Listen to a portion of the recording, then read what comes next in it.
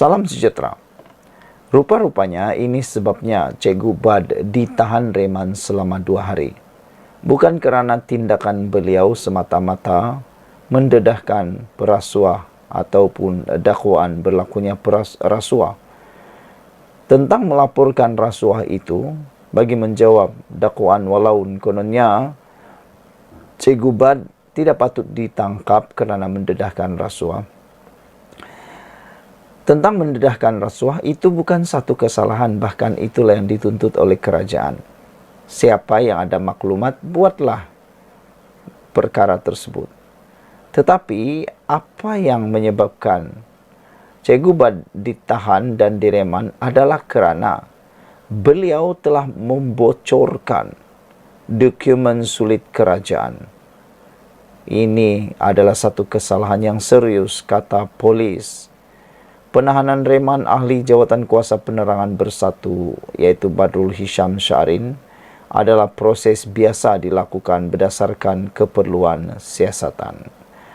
Ketua Polis Kuala Lumpur, Datuk Rusdi Muhammad Isa berkata, kesalahan disyaki dilakukan Badrul Hisham atau lebih dikenali sebagai Cikgu Bad adalah perkara serius di bawah Seksyen 8 Akta Rahsia Rasmi 1972.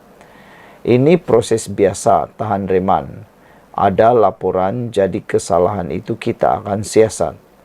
Kesalahan itu benarkan kita buat tangkapan dan ada keperluan kita akan tangkap bergantung kepada siasatan, katanya. Berdasarkan Seksyen 8 Akta Rahsia Kerajaan, kesalahan sangat berat. Membabitkan dokumen kerajaan.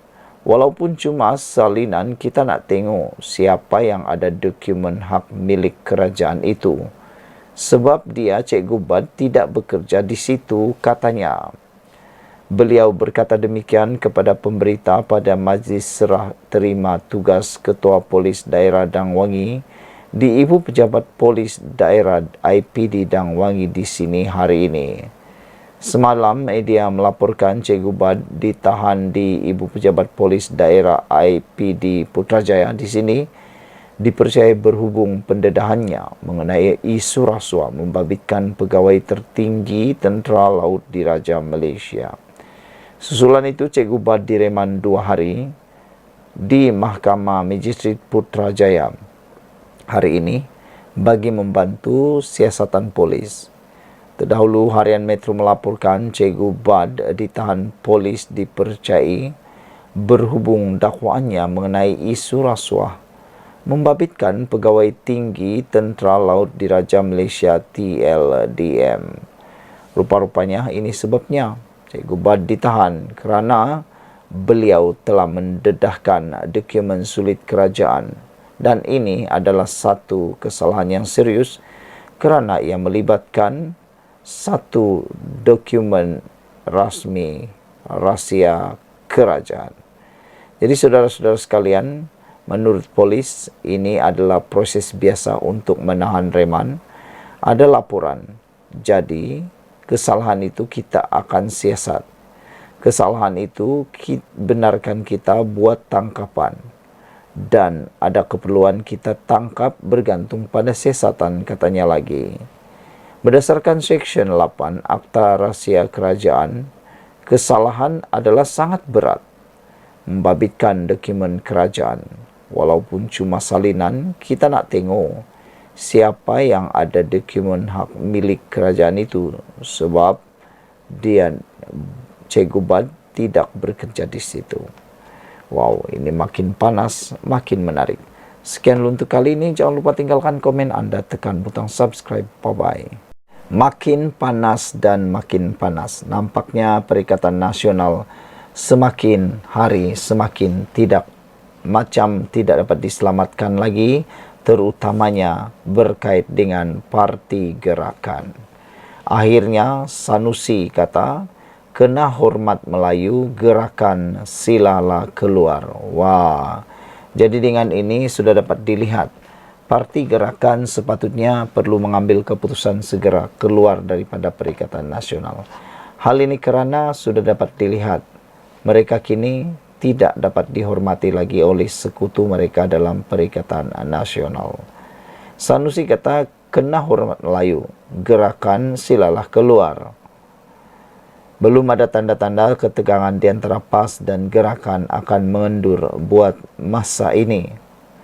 Ekoran kesediaan gerakan untuk memilih haluan baru semalam, seorang pemimpin kanan PAS bahkan menasihatkan parti terbabit agar belajar menghormati pihak lain.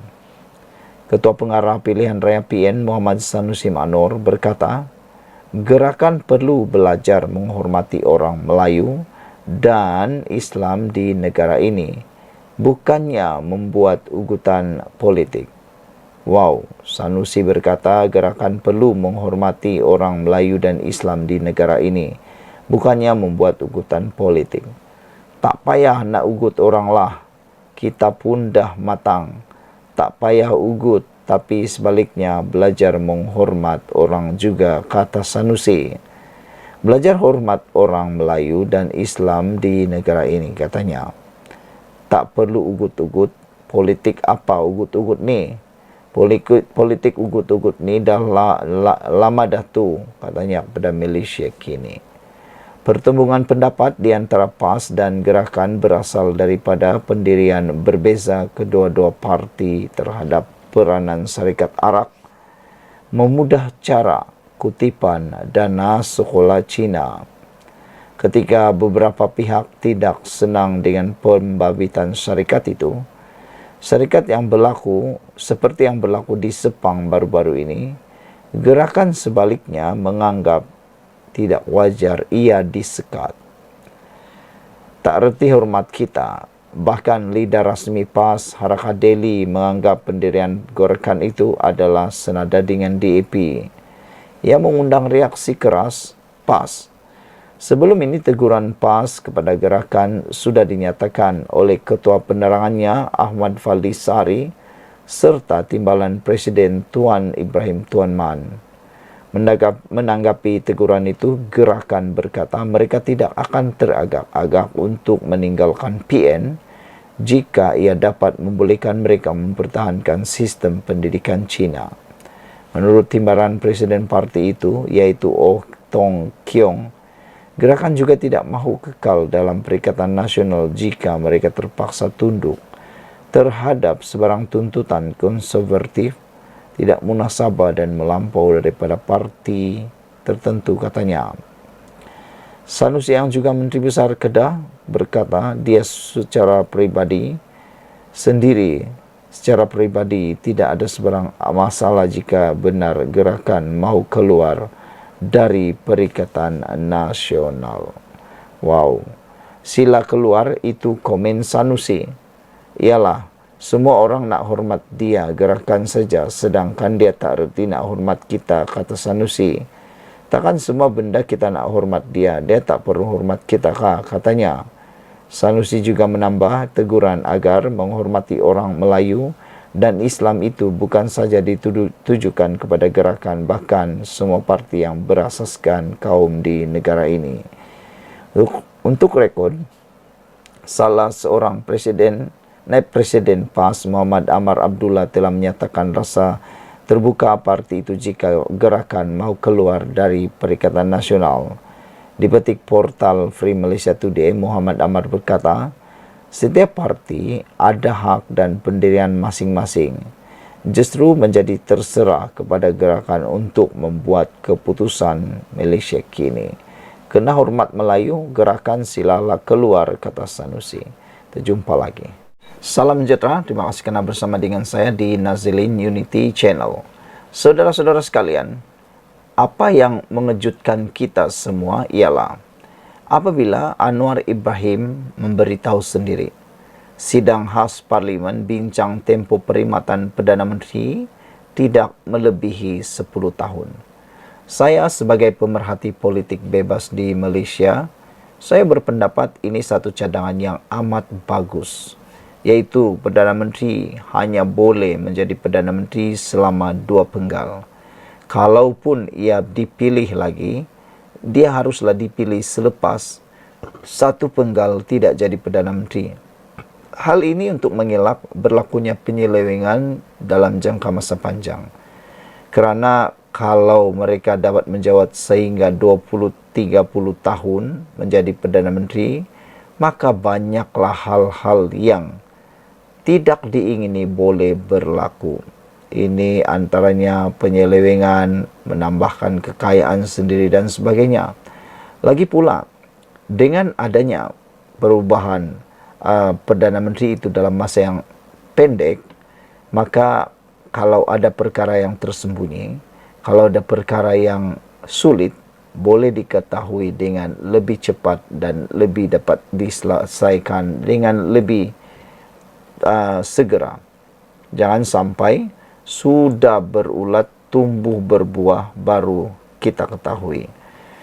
Satu sidang khas parlimen perlu diadakan di bawah perkara 11 dalam kurungan 3 peraturan Dewan Rakyat dan Dewan Negara untuk membahaskan pengehadan tempo perkhidmatan Perdana Menteri tidak melebihi 10 tahun sekiranya cadangan itu mau dilaksanakan, kata Anwar Ibrahim. Menteri Jabatan Perdana Menteri Undang-Undang dan Reformasi Institusi Datuk Seri Azalina Othman Said berkata, peruntukan undang-undang berkenan perlu dibahaskan memandangkan pindaan itu merupakan perkara yang memerlukan perbahasan mendalam dalam keputusan Jemaah Menteri dalam senario semasa jika cadangan pengehadan tempo perkhidmatan Perdana Menteri maksimum 10 tahun dilaksanakan, maka adalah dicadangkan kajian terperinci termasuk kajian impak. Selanjutnya, perlu mengambil kira pandangan dan hasil sesi libat urus dengan pihak berkepentingan dan orang awam, katanya. Ini memandangkan ia mempunyai implikasi pindaan perlembagaan persekutuan dan memerlukan keputusan dasar yang tuntas, katanya dalam jawapan lisan di Dewan Negara yang disiarkan di laman sesawang Parlimen pada Isnin. Beliau menjawab soalan Abdul Nasir Idris yang ingin tahu sama ada kerajaan bercadang menghadkan tempo perkhidmatan Perdana Menteri kepada maksimum 10 tahun. Azalina berkata, Jabatan Peguam Negara dan bahagian hal ehwal undang-undang Jabatan Perdana Menteri sedang memperhalusi dan melakukan pelbagai sesi libat urus bersama pihak berkepentingan berhubung cadangan itu. Hal ini, katanya, termasuk pengehadan tempo perkhidmatan Menteri Besar dan Ketua Menteri bagi mengelakkan pemusatan kuasa berlebihan dan menjamin ketelusan pentadbiran negara. Wow, ini amat mengejutkan kita apabila pengehadan kuasa Perdana Menteri turut dipanjangkan sehingga kepada Menteri Besar dan Ketua Menteri bagi mengelakkan pemusatan kuasa berlebihan dan menjamin ketelusan pentadbiran negara. Setakat ini sebanyak 9 sesi libat urus telah dilaksanakan dan seterusnya 1 kajian dan kertas dasar telah disediakan oleh BHEUU berkaitan perkara ini juga yang merangkumi perbandingan negara-negara lain, katanya. Dapatan analisis sebelum ini, perkara mengenai persoalan dasar adalah begitu rumit mengenai tempo 10 tahun yang saling berkait dengan perkiraan tempo spesifik pemegangan jawatan Perdana Menteri. Kemungkinan kaedah penetapan 2 penggal didapati lebih bersesuaian mengambil kira lanskap politik di Malaysia, katanya. Sekian untuk kali ini. Jangan lupa tinggalkan komen anda, tekan butang subscribe. Bye. Salam sejahtera. Ini satu lagi pendedahan yang pastinya akan membuatkan Perikatan Nasional terluka besar. Lukanya makin besar, makin dalam. Apabila dalam laporan di Harapan Daily, melompat gembira waktu ringgit lemah, bila makin kuku, kata data dimanipulasi. Penyokong tegar pembangkang yang juga digelar golongan walaun dilihat seronok ketika ringgit lemah.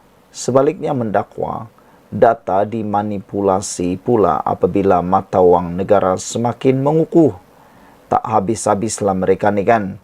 Mana satu yang mereka suka pun kita tak tahu. Yang mereka suka, kalau ada isu kerajaan ini mula jadi lemah, patutnya mereka jadi sedih dan patut membantu memberikan idea, bukannya asik-asik nak tumbangkan kerajaan.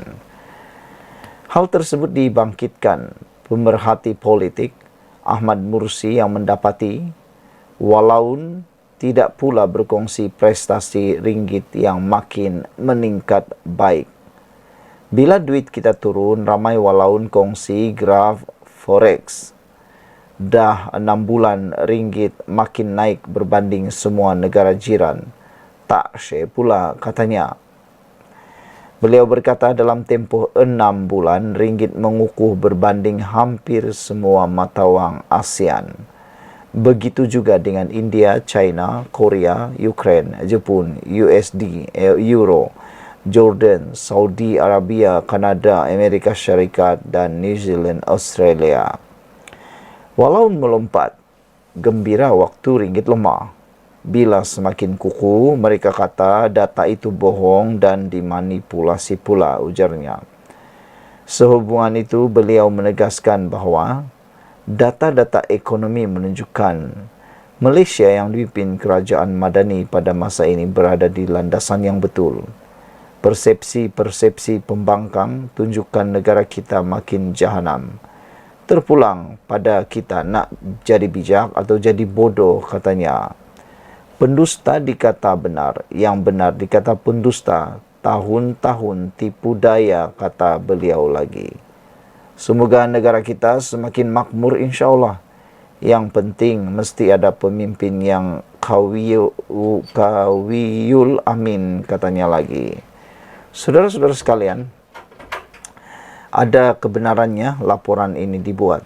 Apabila kita dapat lihat ketika dulu nilai mata wang kita menjadi merosot, begitu lantang dan hebatnya para penyokong tegar pembangkang yang juga digelar walaun dilihat seronok ketika ringgit lemah.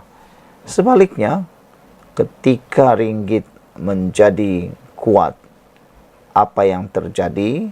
Mereka kata data dimanipulasi pula apabila mata wang yang semakin mengukuh. Hal ini sebenarnya telah diperhatikan oleh ramai orang, termasuk para penganalisis politik bebas, pemerhati politik bebas. Mereka kata, bila duit kita turun, ramai walaupun kongsi graf forex.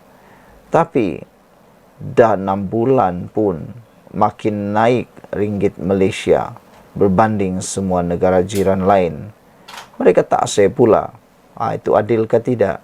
Biasalah, hanya keburukan yang mereka nampak. Beliau berkata dalam tempoh 6 bulan ringgit mengukuh berbanding hampir semua mata wang ASEAN. Begitu juga dengan India, China, Ukraine, Jepun, Korea, USD, Euro, Jordan, Saudi, Kanada, Amerika Syarikat dan New Zealand, Australia. Sekian untuk kali ini, jangan lupa tinggalkan komen Anda. Ini sebab mengapa pengundi Dewan Undangan Negeri Nenggiri perlu beri mandat kepada calon Barisan Nasional. Dengan adanya pendedahan ini, dijangka Parti Bersatu akan menerima padah yang paling teruk sekali. Sebelum ini kita tahu pilihan raya yang terkini di Dewan Undangan Negeri Nenggiri, kemenangan Parti Bersatu hanya dibezakan dengan bilangan ratus sahaja. Tidak sampai 1000 pun perbezaan undi. Sangat kecil, sangat-sangat kecil bezanya. Saudara, apabila didedahkan ini dijangka, persaingan di Dun Nenggiri akan menjadi lebih hebat dan mantap lagi. Ini sebabnya mengapa pengundi Dewan Undangan Negeri Nenggiri perlu beri mandat kepada calon BN.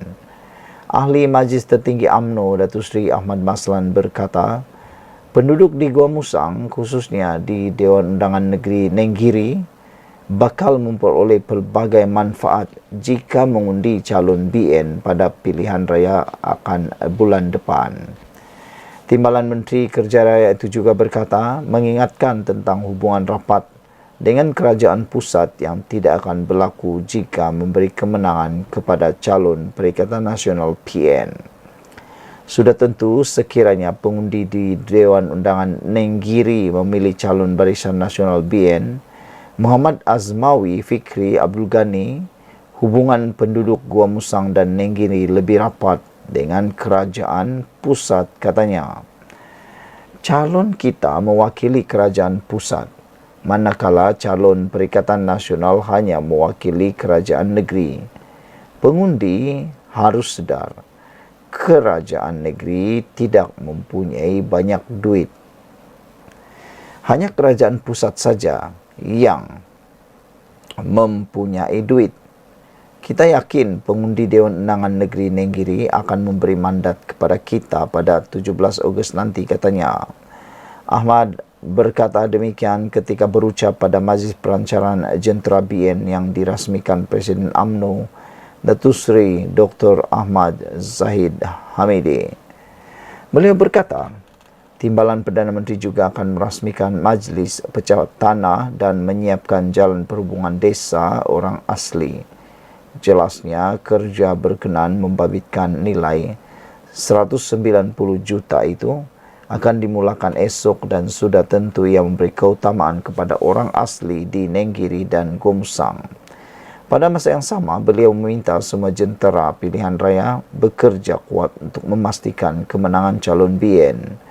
Bagi jentera wanita, jangan hanya melakukan ziarah kasih, sebaliknya perbanyakkan ziarah mesra terhadap individu-individu yang berpengaruh. Untuk jentera lelaki pula, perbanyakkan ceramah kelompok dan pastikan dapat menarik mereka yang berada di atas pagar, saran beliau lagi.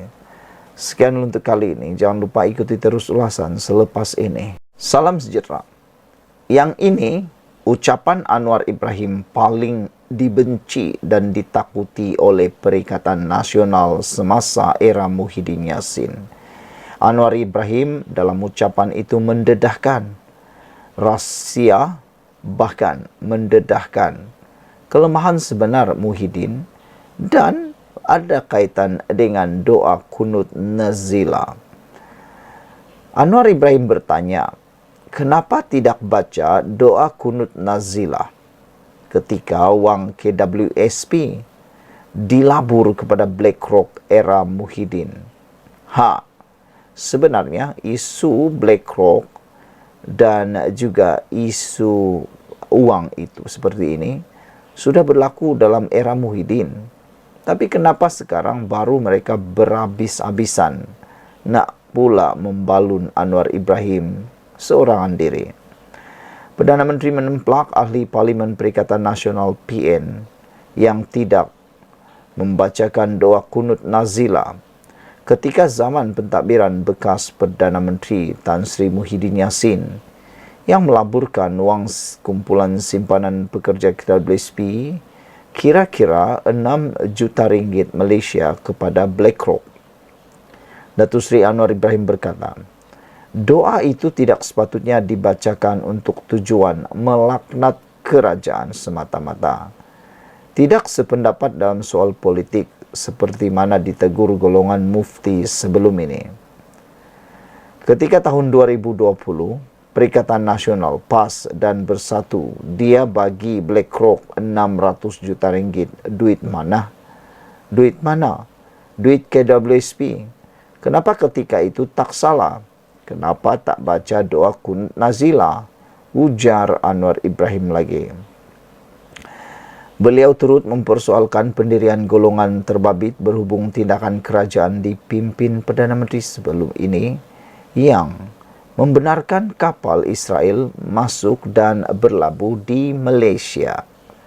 Doa ini bukan politik, sebab itu mufti beri pandangan. Ini kata kita tak setuju doa. Siapa kata kita tidak setuju doa? Hari-hari kita doa, lepas solat kita doa, tapi bukan doa melaknat orang lain, kata Anwar Ibrahim. Kamu bagi kapal Israel masuk tak ada doa. Ya, saya mesti suarakan, kata Anwar Ibrahim. Selalu saya tak jawab, biar orang lain jawab. Perdana Menteri jangan jawab, Perdana Menteri kena cakap baik-baik. Tetapi saya kena cerita dengan orang Tambun, ujarnya. Perdana Menteri X berkata demikian ketika berucap pada kenduri Madani di Pusat Kegiatan Komuniti Taman Perpaduan Koperasi 2 Tambun hari ini.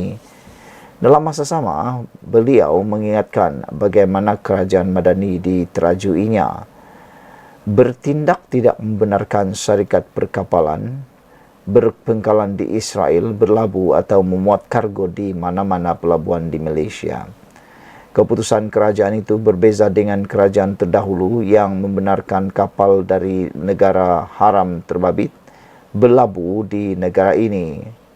Bila kita hentikan kapal Israel masuk tahun 2023, kata Anwar Ibrahim. Bila kapal Israel masuk 2002 semasa Tun Dr. Mahathir Mohamad jadi Perdana Menteri, kemudian diteruskan semasa Datuk Seri Najib Razak, Tan Sri Muhyiddin Yassin dan Datuk Seri Ismail Sabri Yaakob.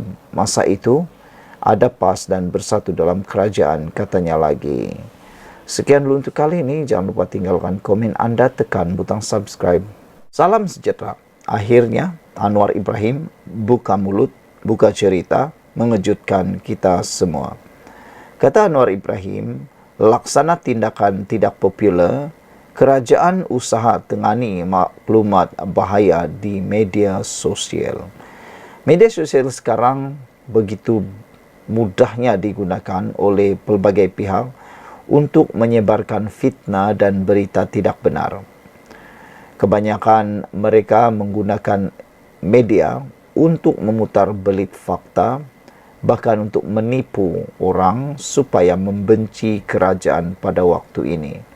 Yang paling ketara sekali ialah ada beberapa ajakan daripada media sosial untuk mahu membenci kerajaan. Baru-baru ini ada pula himpunan anti Anwar Selamatkan Malaysia, yang kita hairan himpunan itu tidak dapat mendapat sambutan langsung daripada rakyat Malaysia. Yang hadir kurang 50 orang. Dan yang lebih mengejutkan lagi ialah apakah sebenarnya mereka tuntut untuk mahu selamatkan daripada Malaysia ini.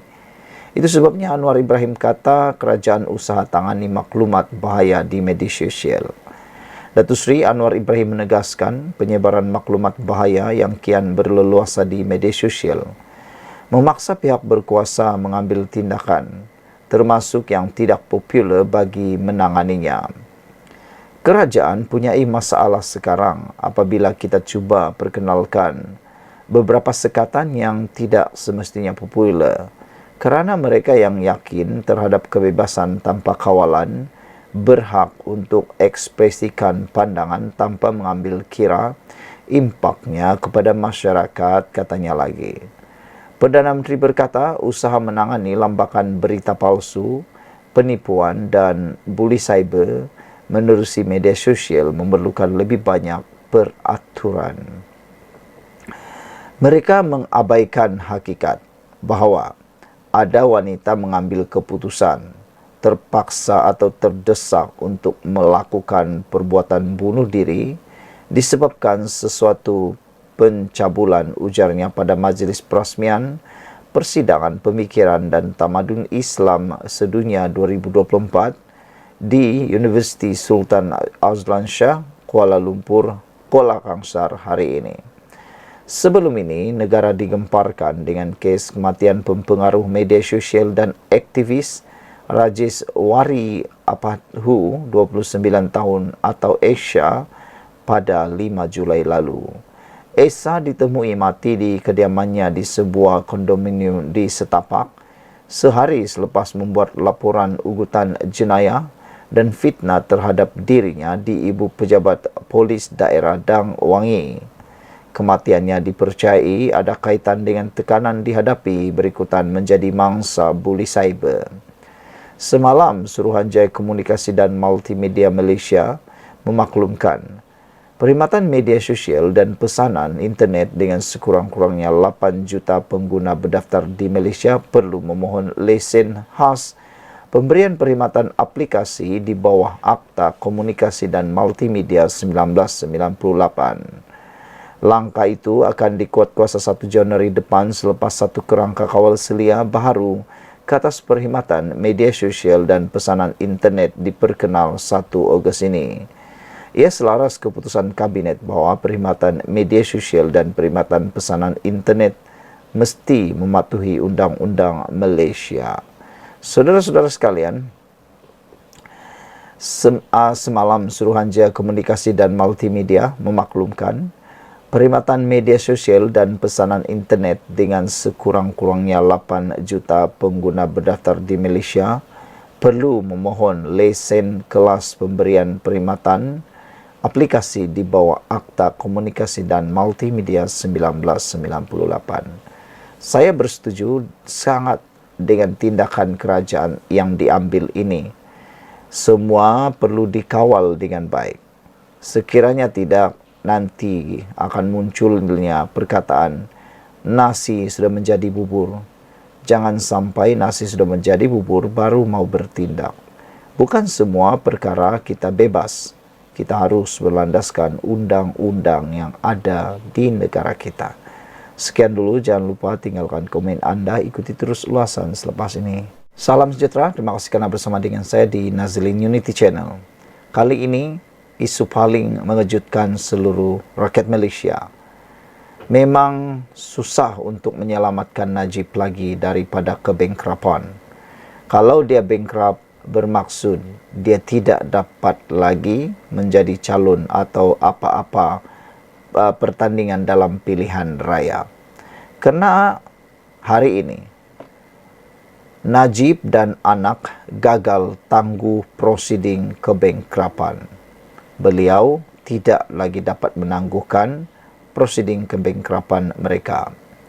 Najib Razak dan anaknya, Nazifuddin Najib, gagal dalam usaha menangguhkan prosiding kebangkrapan terhadap mereka bagi mendapatkan semula RM1.69 bilion dan RM36.7 juta dalam bentuk cukai.